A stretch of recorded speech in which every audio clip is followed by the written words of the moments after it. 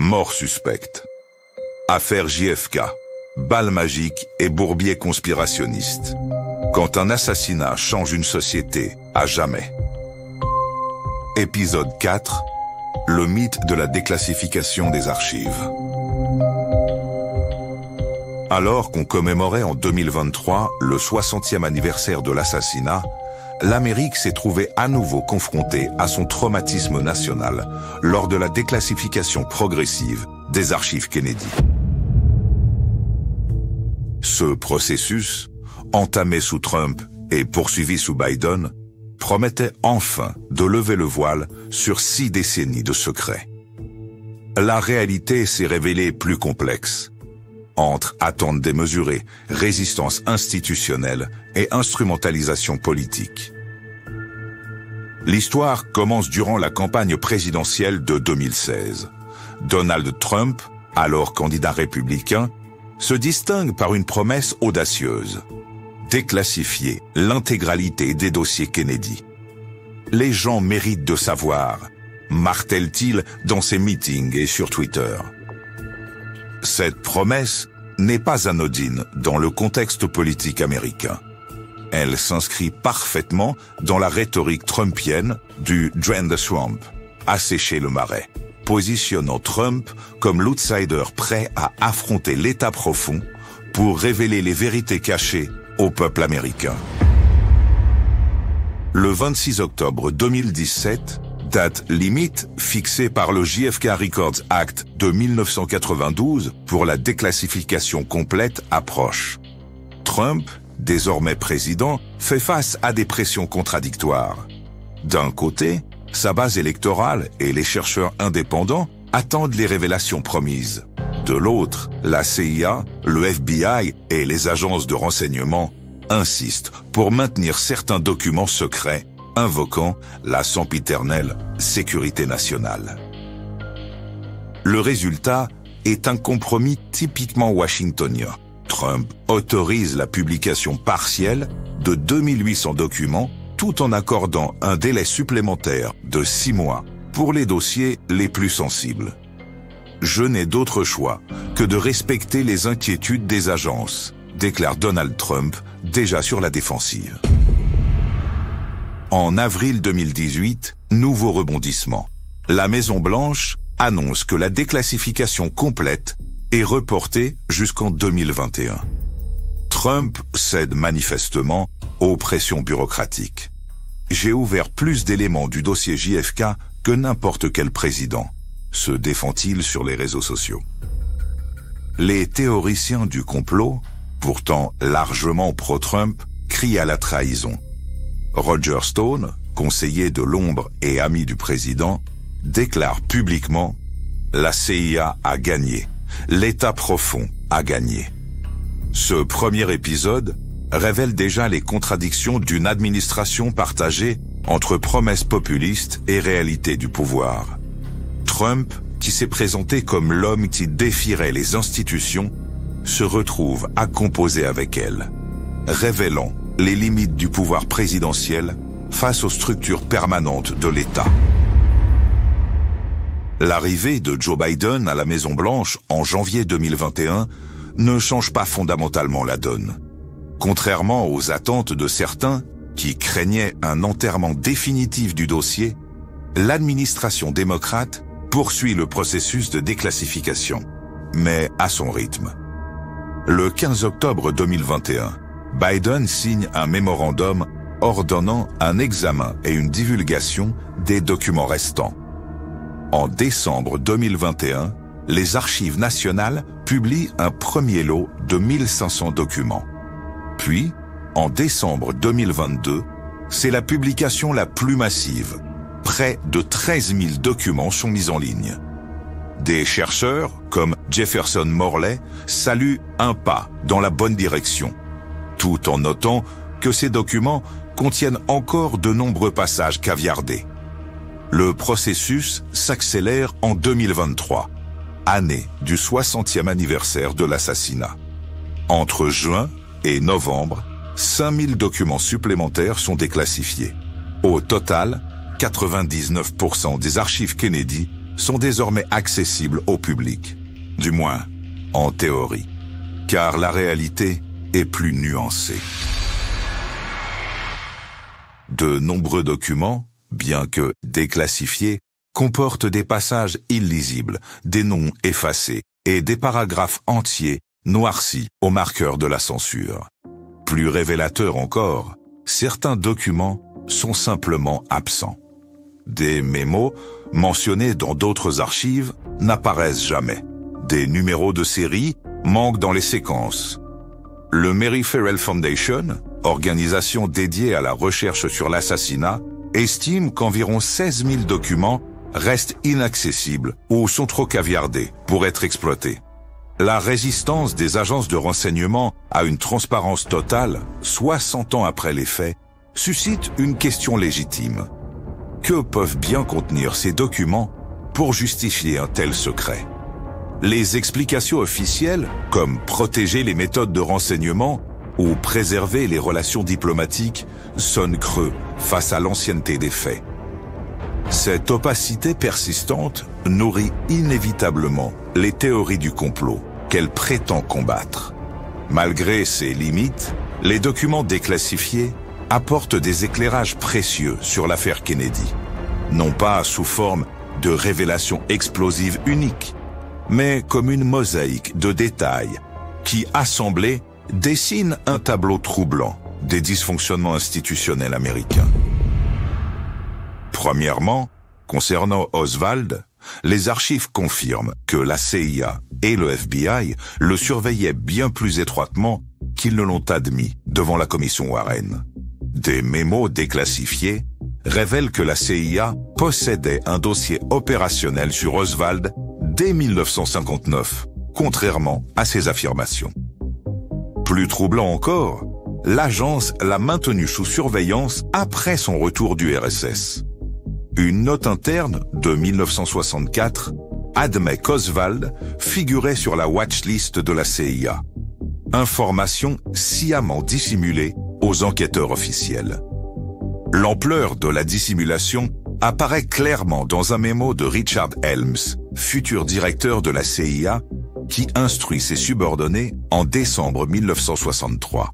Limiter les informations sur Oswald aux faits établis, éviter toute spéculation sur ses motivations ou ses contacts. Cette directive, émise alors que l'enquête commence à peine, ressemble davantage à une stratégie de contrôle des dégâts qu'à une recherche de vérité. Le voyage d'Oswald à Mexico entre septembre et octobre 1963 prend également une nouvelle dimension.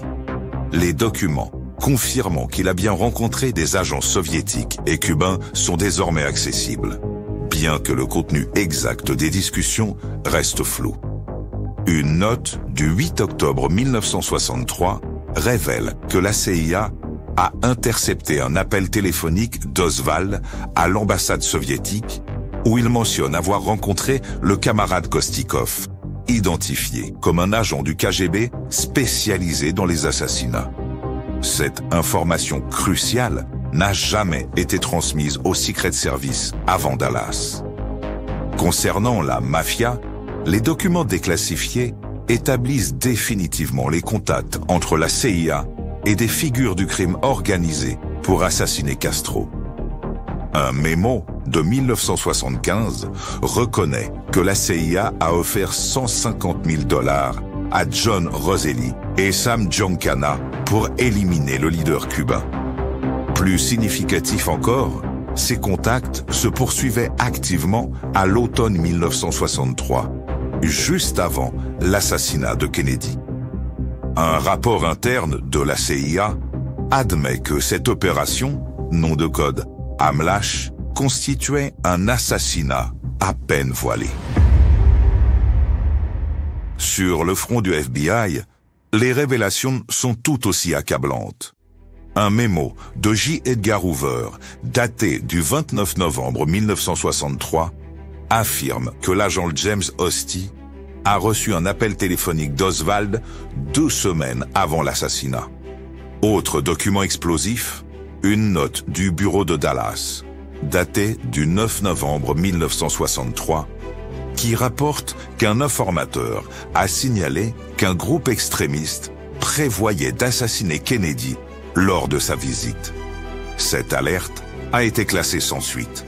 Ces informations cruciales n'ont jamais été communiquées à la commission Warren. Les documents déclassifiés révèlent également l'étendue de l'opération de nettoyage post-assassinat.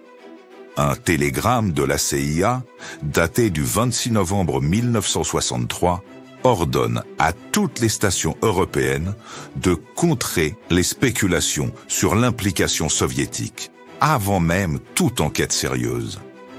Le FBI, de son côté, a systématiquement intimidé les témoins dont les versions contredisaient la théorie du tireur isolé.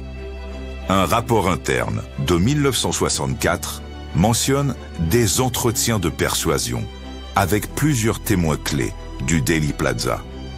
Plus globalement, les documents dressent le portrait d'agences fédérales davantage préoccupées par leur propre protection que par la recherche de la vérité. Un mémo de la CIA de janvier 1964 s'inquiète des implications désastreuses que pourrait avoir la révélation de certaines opérations, notamment les projets d'assassinat contre Castro. Cette préoccupation de damage control institutionnel explique largement les manipulations et dissimulations qui ont entaché l'enquête officielle. La déclassification des archives Kennedy a donné lieu à une bataille d'interprétation sans précédent, révélatrice des fractures médiatiques de l'Amérique contemporaine. D'un côté, des chercheurs indépendants et journalistes d'investigation qui tentent une analyse méthodique des documents. De l'autre, une nouvelle génération d'influenceurs qui instrumentalisent le dossier Kennedy à des fins partisanes.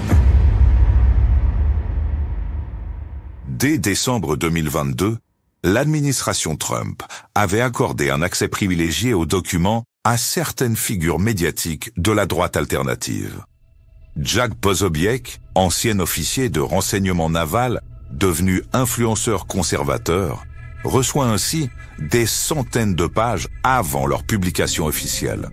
Sur Twitter, devenu X, il promet des révélations fracassantes, annonçant avoir trouvé la preuve que le gouvernement ment depuis 60 ans. Mais le résultat est plus que décevant, et les bombes annoncées se limitent à recycler de vieilles théories, sans analyse approfondie des documents. Ces interventions spectaculaires mais superficielles contribuent à brouiller le débat plutôt qu'à l'éclairer. Plus influent encore a été le rôle de Tucker Carlson, alors présentateur vedette de Fox News. En décembre 2022, il consacre plusieurs segments de son émission aux révélations explosives des archives Kennedy. La CIA a tué Kennedy. C'est désormais prouvé, affirme-t-il sans jamais citer de documents précis. Son argument principal repose sur un témoignage anonyme d'un haut responsable, affirmant avoir vu une confession écrite de Howard Hunt. Cette approche impressionniste, privilégiant l'effet dramatique à la rigueur journalistique, atteint néanmoins des millions de téléspectateurs. Face à cette instrumentalisation médiatique, les chercheurs sérieux peinent à se faire entendre. Jefferson Morley, ancien journaliste du Washington Post et administrateur du JFK Facts, consacre des centaines d'heures à analyser méthodiquement les documents. Son blog publie des analyses détaillées, document par document, avec références précises et mises en contexte historique. Rex Bradford, du Mary Ferrell Foundation, développe une base de données interactive permettant de croiser les informations des différents documents. Le contraste entre ces approches révèle une fracture profonde dans le rapport à l'information. D'un côté, un travail patient, méticuleux, acceptant la complexité et l'incertitude. De l'autre, une recherche du sensationnel, privilégiant les affirmations catégoriques et les narratifs simplistes. Cette opposition reflète la polarisation médiatique américaine, où la vérité factuelle devient secondaire par rapport à la confirmation des biais idéologiques. La vraie victime de cette bataille interprétative est la compréhension publique. Comme le note l'historien Max Holland, l'affaire Kennedy est devenue un test de Rorschach, où chacun projette ses propres obsessions politiques.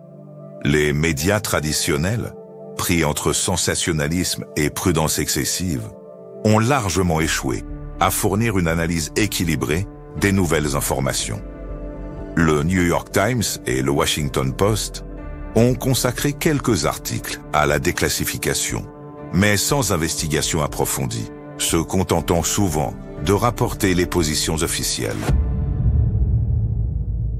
La déclassification des archives Kennedy s'est inscrite dans un contexte particulier, celui de la montée en puissance des théories conspirationnistes, comme QAnon, qui intègre l'assassinat de Dallas dans une mythologie politique plus large. Ce phénomène atteint son paroxysme en novembre 2021, lorsque des centaines de partisans de QAnon se sont rassemblés à Dealey Plaza, persuadés que John Fitzgerald Kennedy Jr., décédé dans un accident d'avion en 1999, allait réapparaître pour soutenir Donald Trump. Cet épisode surréaliste illustre comment l'affaire Kennedy est devenue un récit fondateur dans la culture conspirationniste américaine. Les documents déclassifiés sont immédiatement absorbés dans ce contexte où ils servent davantage à confirmer des croyances qu'à les remettre en question. Comme l'explique Joseph Hutchinski, politologue spécialiste des théories du complot, pour beaucoup d'Américains, l'assassinat de Kennedy n'est plus un événement historique à comprendre, mais un mythe politique à perpétuer. Cette dimension mythologique explique pourquoi la déclassification, malgré son ampleur, n'a pas fondamentalement changé la perception publique. Un sondage Gallup de 2023 révèle que 65% des Américains croient toujours à une conspiration. Un chiffre relativement stable depuis les années 1970.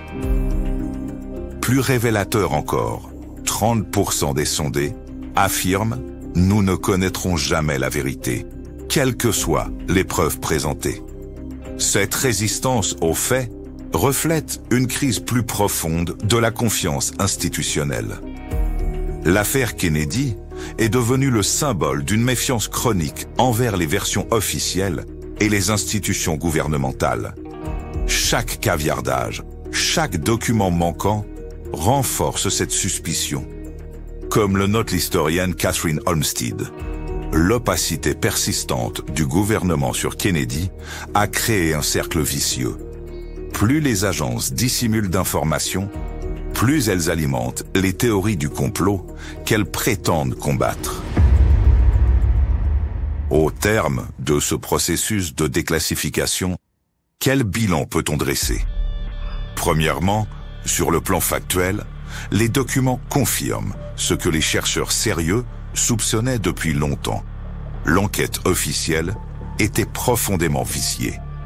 La CIA et le FBI ont délibérément dissimulé des informations cruciales à la commission Warren. Les agences fédérales ont privilégié leur protection institutionnelle sur la recherche de vérité. Oswald avait des connexions troublantes avec plusieurs services de renseignement américains et étrangers. Ces faits, désormais établis, ne prouvent pas une conspiration au sens strict, mais ils démontrent une obstruction systématique à la justice qui équivaut à une forme de complicité après le fait. Comme le formule David Talbot, auteur de The Devil Cheese Board, même si la CIA n'a pas tué Kennedy, elle a certainement tué l'enquête sur sa mort. Sur le plan politique, la déclassification révèle les limites du pouvoir présidentiel face aux structures permanentes de l'État. Ni Trump, malgré ses promesses, ni Biden, malgré sa longue expérience politique, n'ont pu ou voulu imposer une transparence totale aux agences de renseignement. Cette réalité donne crédit à la notion d'État profond, non pas comme une cabale conspirationniste, mais comme un ensemble d'institutions capables de résister aux injonctions du pouvoir élu. Sur le plan historique, l'affaire Kennedy illustre les défis de l'écriture de l'histoire contemporaine. Les documents officiels, même déclassifiés, ne sont qu'une partie de la vérité. Ils reflètent eux-mêmes des agendas institutionnels, des silences stratégiques et des narratifs construits.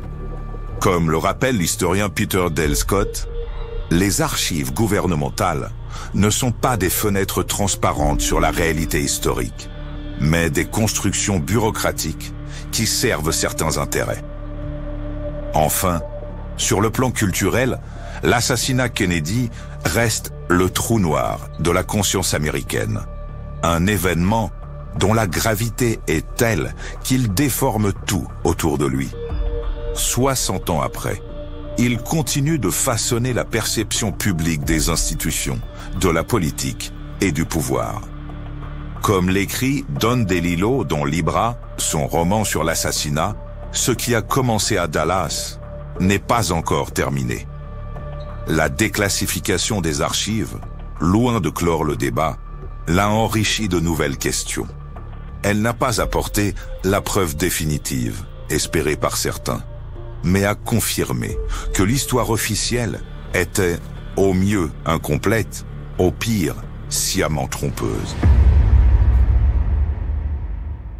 Entre le tireur isolé, de la version Warren, et les théories les plus fantasques, émerge une troisième voie, celle d'un événement complexe, aux ramifications multiples, dont la compréhension exige une approche nuancée, acceptant l'incertitude et la complexité.